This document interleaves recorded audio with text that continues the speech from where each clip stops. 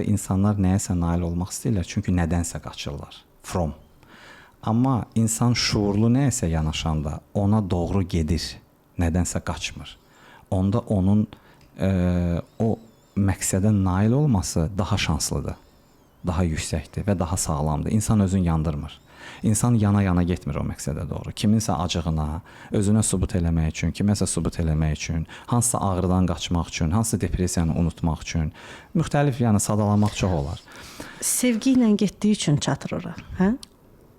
Yox, sevgi bir emosiyadır. Yəni ona da psixologiya elmində nevroz deyirlər. Çətin bir emosiyadır. İnsanın düşünürəm ki, mənim anlayışımda, bəlkə səhv deyərəm, insanın iki ən rəngbərəng və ən çətin emosiyası var. Biri qorxudur, biri sevgidir.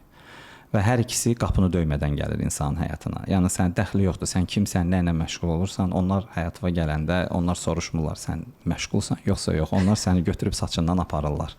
Ona görə də meditasiya vasitəsində həmişə ustadlar insanı, tələbəni öyrədirlər ki, o supramental səviyyəyə qalxsın. Çünki sən supramental səviyyəyə qalxanda, şuurüstü səviyyəyə qalxanda sən oradan aşağı baxanda, aşağıda olan proseslər sənə təsir göstərmirlər.